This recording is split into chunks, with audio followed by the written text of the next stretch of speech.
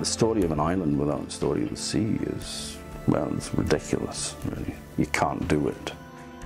Living on an island is very much about the sea, almost sometimes more than about the land. There's over 70 islands. That's a huge length of coastline compared with the landmass. I think it's very important in many people's lives. I think like any island group, the sea is the most dominant factor. When you live on an island, of course, there's sea on every side. To come and go, you have to fly over the sea or go on a ship. The sea was never seen as a barrier, it's seen as the highway. You travelled by sea.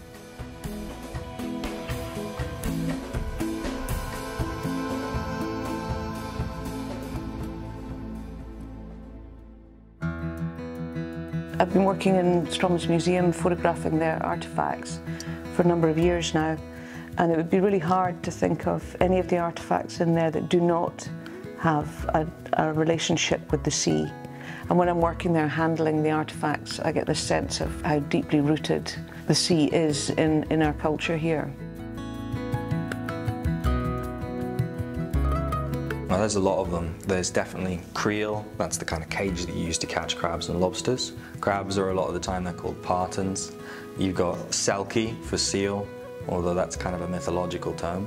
You've got bonksy, that's the name for a great skua, and it's a coastal bird that preys on other birds. Instead of cowrie shells, we say grotibuckies. And spoots are what we call razorfish, the little clams that dig into the sand. There's the swa of the sea.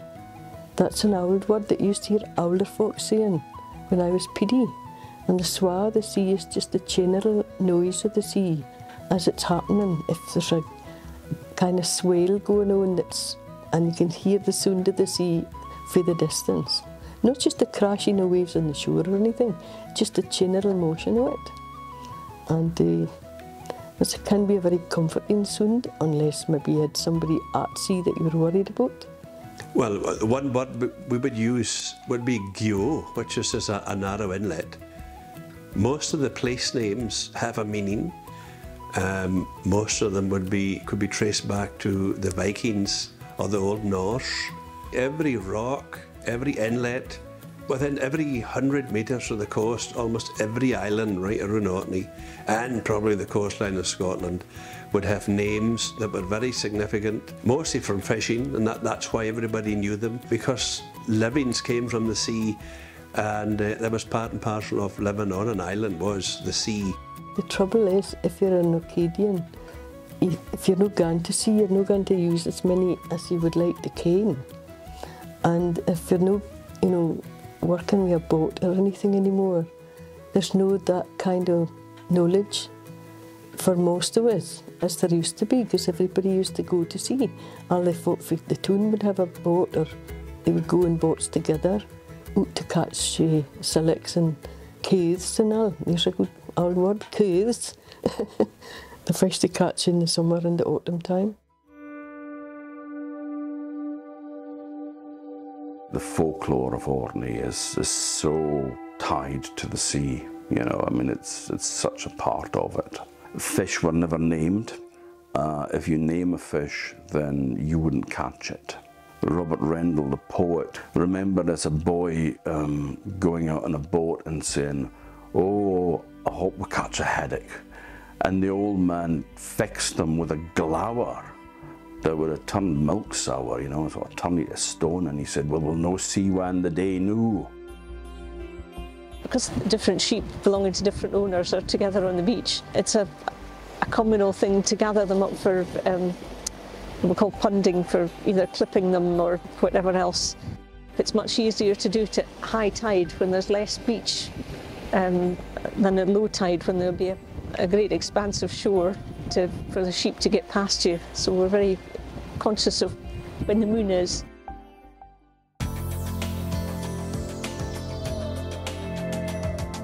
So I guess on a day-to-day basis, I use the marine environment from an aspect of enjoyment, walking the dog and enjoying the view. There's something very calming about the sound of waves. The light, the colours, the movement, the weather, the horizon, the skies, the space. I think that more than anything In terms of using it, well, I use it for that. I walk, I study, I think, I look at the seas around us. I think I just get a lot of pleasure from just being down at the shore, and there's an immense amount of energy there, and a great beauty too. Just enjoying the sea and the wildlife and the air and the smells and the things that you see as well, and the whole feeling of it, and that's what I take from it. We're part of the Shorewatch volunteers, so usually twice a week we go down to the nest point in Stromness, and we carry out the survey there. It's an important part of being here. You know, I can't imagine not having that availability. We walk the dog around the shore in the morning, and it's absolutely fantastic on a summer's day to see the flood tide rolling in. And in that you have seals, you have the wildlife, there's otters there, the whole lot. For a marvellous resource to have. I also feel like I'm able to breathe more when I can see the sea, and I think that's probably in part about coming back to Orkney and feeling at home in Orkney, so that I get home it's just like I think the closeness of the sea is important. I think particularly for, I guess, people who move here, live here, you know, there is that, you know, one of the definite reasons why people do come is because of the sea, and it's that kind of unquantifiableness of the sea that you don't really know why you love it or why you can sit looking at it for hours. The sound of it, or sitting watching just the waves coming in, that is balm for the soul for me, and that is how I get through problems in life. When I go into the sea, when I'm heading off on a dive, it brings into me a sense of calm, and it's for me like going into a different world, and I find that tremendously relaxing and therapeutic. That matters to me, you know, I find that tremendously important. And it's quite comforting to know that no matter how rubbish your day's been, the life under the water is still going on, and it's still ticking over, and it's still doing what it was doing the day before.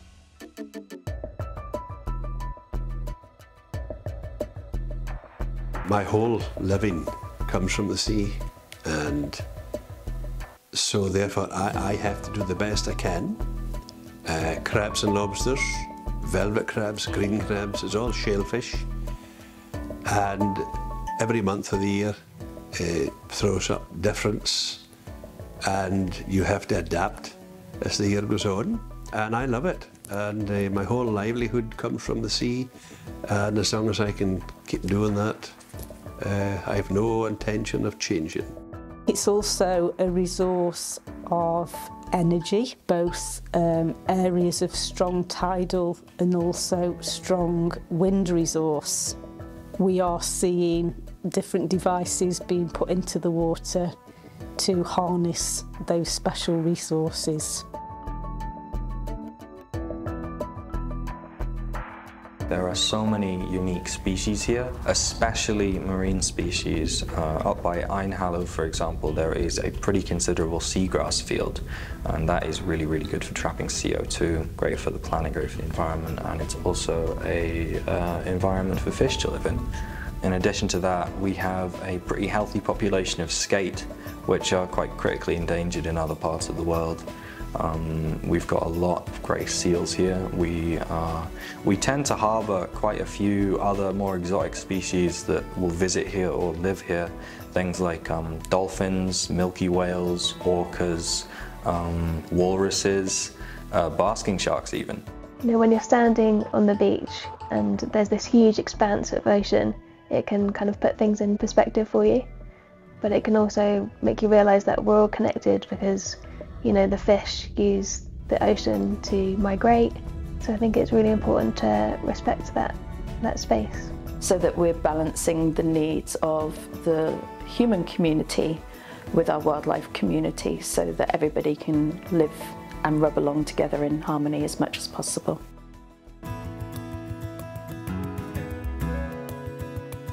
We're bound on this island by the sea and contained by it.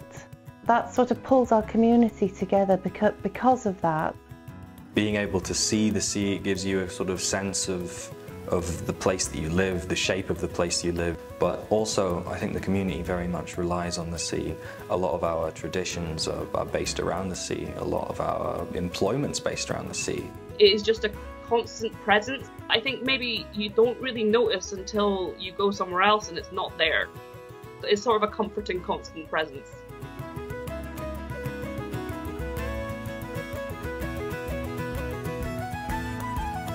I think if I could change anything about Orkney's marine environment, it would probably be there's been some work done on using tidal and wave power. If there was a way we could have boats that were running on different fuel, that would be really interesting. I really would like to see a lot of research and a lot of money spent by government as well into producing functioning and viable hydrogen engines for things like the ferries here. Using less fossil fuels in the future, then we need to think hard about new technologies that use natural renewable sources like tidal and wave power and wind power, which is very successful in Orkney. I find lots of things about Orkney quite contradictory sometimes, that there is on numerous kind of avenues an outer face which bears no relation to reality. I think Orkney's whole model of being this kind of energy, creating our own energy, you know, whether it be wind energy, solar energy or wave power, that it's this kind of paradise of, you know, people living off their own energy. And when it gets down to the bottom on the ground, things are very different. You know, it's a different world. Lots of different initiatives and sectors are doing things which are quite legitimate within their own aspirations, but we're not seeing the whole and sort of working out what that means cumulatively for what's happening in the marine environment, how the ecosystem's functioning, what it means for some of the other creatures that depend on that environment. I would like to think Orkney's marine environment is managed quite good. Papi has a marine protected area around it, and I was very glad to see it, and I work with it. I wouldn't even object to it being a greater, a stricter marine protected area where they could actually limit the fishing on a place in order to preserve and conserve the things that you don't catch. It's not just the things that you do catch and the creatures that's in the seabed.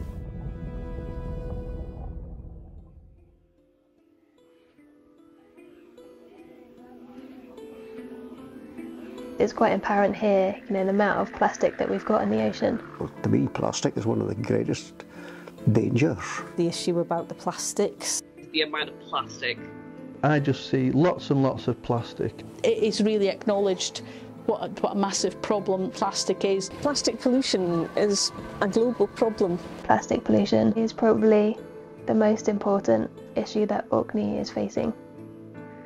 I remember on the Orkney beachcombing website there was masses of plastic shotgun cartridges appearing along a certain stretch of beach on the west coast, and they came from Newfoundland. And then it's travelling from all over, especially when you see like foreign, you know, food packaging, for example, you know, that's come from hundreds of miles away. When you're digging in the sand, there's tiny bits of plastic rope and all that, you know, and it's like, okay, I've picked up the bits I can see, but if I was just to rake through the sand a bit, there'd be a whole more, you know, load coming up. But then there's an awful lot of fishing paraphernalia. There's buoys and there's nets, and those nets upset me very much because they're still out in the sea catching fish, you know, ghost nets, and that's just a horrible thought. I mean, a fisherman has a piece of net thrown over the side. Fish come along, eat it. It's the biggest curse that ever was, because it's not being disposed of in the proper way. I think I operate quite a conservative fishing operation. I'm very careful about the plastics I use that covers the bait, and any old creels, etc. I don't just chuck them over the side. Orkney Harbours is very good. They have skips for all the old gear, the old rope, old creels, and just the packaging that you buy your bait in. And it's all for recycling as far as I understand. If I ever see anything floating, if it's any size at all, I usually try to recover it. Unless you take care of the place that you're fishing in, it won't be there for future generations. We invented the plastic. We use the plastic, we dispose of the plastic. So it's entirely within our power to stop that cycle, and we have to do it.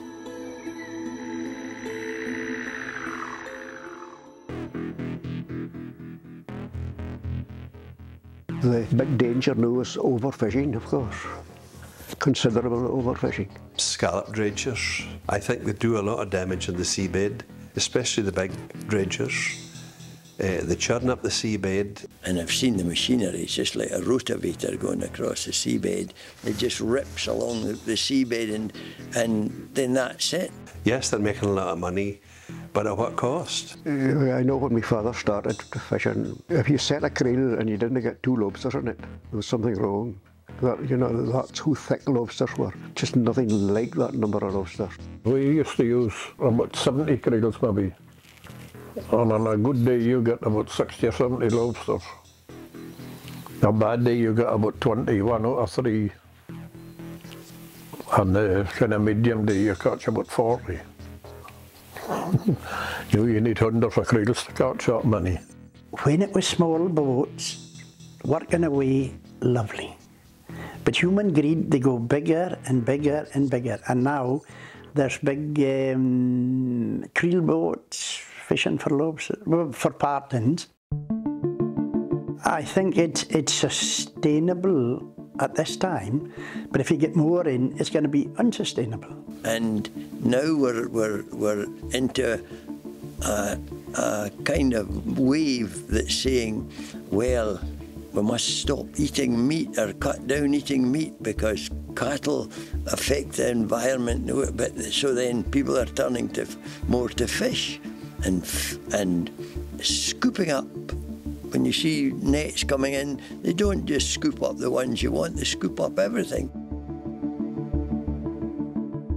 We also, of course, face bigger challenges which are maybe harder to see, like climate change and the impacts of climate change on the marine environment, which are many and varied, some of which maybe are less visible to people. So there are changes already happening in distributions of different animals, particularly some of the supporting animals within the sea, plankton communities, and that's having knock-on effects on other things that we do see a bit more, maybe like the seabirds.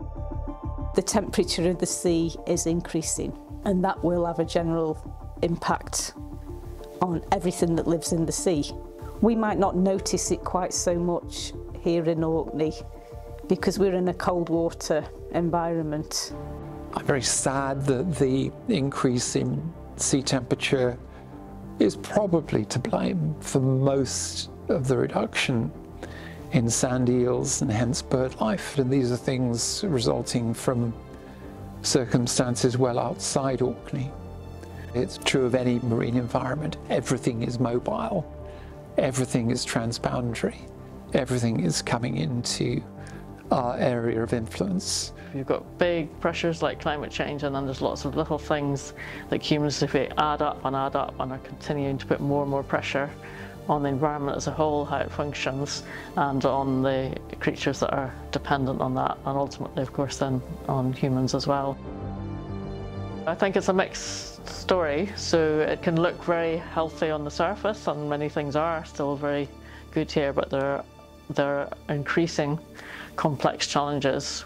You go out on a day-to-day basis and you can still see wonderful things in the Orkney marine environment. People are very engaged with it, but we are seeing losses, and we need to be working to try and address those and maintain a healthy environment for the decades and centuries to come.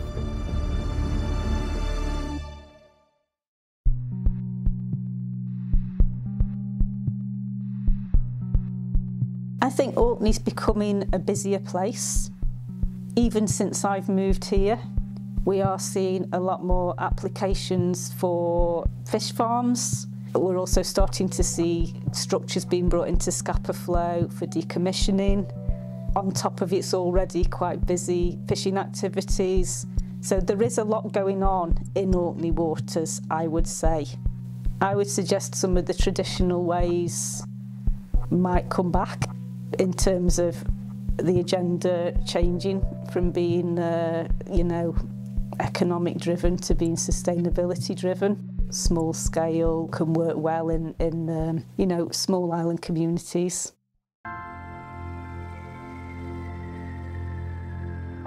I'm not sure that as a community we've sat down and really had the conversation about what do we want in the future for the islands in terms of our economy and population and everything else, and then how does that relate to what we might do with using our marine environment but also safeguarding it. I could say for a fact that if there was no seabirds on Foul Craig next year, our tourism would drop like a stone, and that would be the end of my job. The hostel would obviously affect that then because there's less visitors, so that would be 2 other jobs. The hostel basically keeps the shop going in the summer, so that's potentially 2 other jobs and we lose a shop. So the wildlife here is definitely a benefit to the economy. And having those jobs can't be underestimated. You know, Orkney's islands suffered from depopulation for a very long time, especially the outer isles. So 6 jobs here, 7 jobs there actually makes a big difference at those community levels. And, you know, decisions would need to be made in the future as to where do you put the cap on these things to ensure that we've still got, you know, a quality environment in the holistic sense. There's different kind of pressures and how they're perceived, but ultimately if it's generating income without damaging the resource, then we just need to again kind of walk that tightrope of literally sustainable development but respecting the environment. You need to be looking at the sort of future economy of Orkney, but making it a sustainable economy so that you're using resources wisely so they're still there for future generations. And I think very importantly you also need to be looking at societal and cultural aspirations. It's very easy to sort of perhaps go for growth, but then you actually lose something that defines what makes Orkney a special place to live. Of course we want to develop the marine region around Orkney, but we want to do it in a way that's not going to impact the natural world and the wildlife that's already here. We need to take an ecosystem-based approach to make sure nature is protected. Yeah, a healthy, sustainable seas is obviously the way to go, and I think most folk would probably agree with that. For me, in terms of marine planning, it's ensuring that any human development is taking that into consideration. So it's scientific advocacy, it's making decisions based on data, and sometimes that data is formal, like official surveys that have been carried out, and sometimes that's again going back to folk that live in the community and talking to them. It could be someone, for example, who regularly dives off the barriers. It could be someone who's got creel pots and is out on the water umpteen days of the year. So listening to those people and building on that data to make sure that the right decisions are made for the wider marine environment, but especially those bigger species, because if we get it right for them, then it will be right for the other species that use those habitats as well. I think priorities wise, I mean, I think it would, if there was a kind of pyramid of importance, I guess the environment would be the pinnacle. You know, that would be, I suppose if you looked at it the other way around, would be the base of the pyramid. It would be the foundation from which all the other things could happen. Because I think without that foundation, the rest of it is either effective negatively or can't happen at all. The most important thing to me is having a process whereby we can judge what is reasonable and what is not reasonable on both environmental and social and economic grounds. That we have the ability to make the right decisions about the balance that we draw. I think to think about Orkney's marine environment, Maybe we can turn things on its head and think, well, what would Orkney be like if it didn't have a healthy, productive, clean, safe marine environment? What would that mean for the future of the community in Orkney? So I think we have to think about what we don't want to make sure that we make the right decisions about what we do want and how we want things to be for the future generations.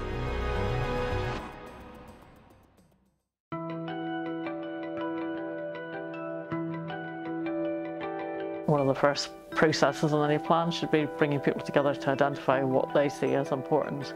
And I think you'll find it's a massively long list of going right down to particular things and particular places that are important to people to sort of the bigger picture of some of the issues that are important. It's really great to see that Orkney Islands Council are coming out to talk to the Isles communities.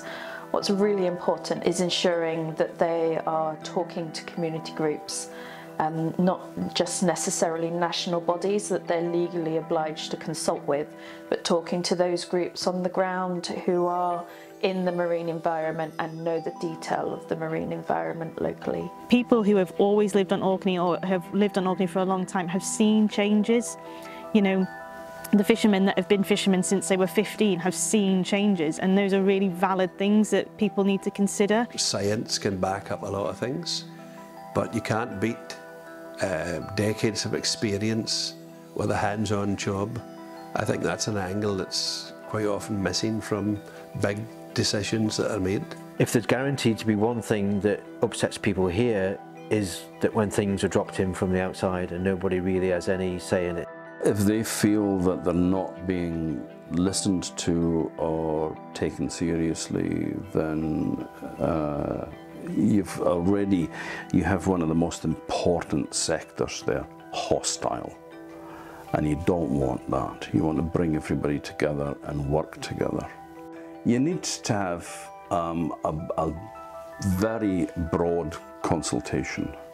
I think if you could get people who really know how to put the message over to the public and have exciting talks and things that open people's eyes a bit. There is a forum for developing of Stromness in its future.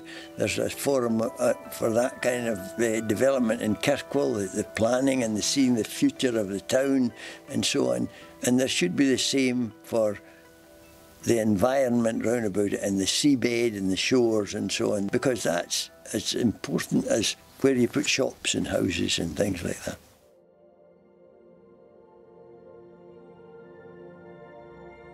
If you want it in 3 words, defining, sustaining, beautiful. I'm going to go with awe-inspiring, hyphenated to make it one word. Diverse and beautiful. Biodiversity, history, employment. Biodiversity because we've got such an incredible ecosystem here with such a huge variation in the species that are supported here. I think that's really, really important. But Orkney also sustains a huge amount of history. We've got dozens of sunken World War I era wrecks in Scapa Flow, which are really, really important historically. And employment because so much of Orkney's industry is tied to the ocean. We've got so many fishermen and we've got so many renewables engineers. We've got so many tourism workers and experts. We've got so many people working on the ferries that take people to and from Orkney. I think that the employment of everyone here is really, really important. I could just say marine protected area, couldn't I suppose? That could be 3 words. Marine protected area, look after it. That's 3 words as well. Save our seas is always a good one. So time to act might be a good one. Make it sustainable.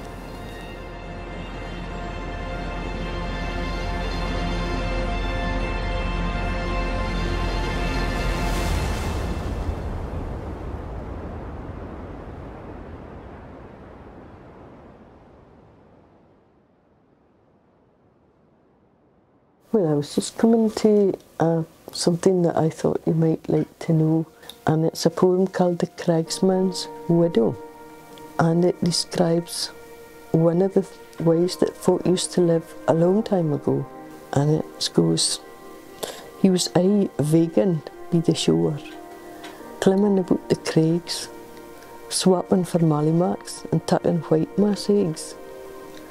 It's 6 year by come limits since he gied afore the face, and there's none but an old done wife that's left to run the place.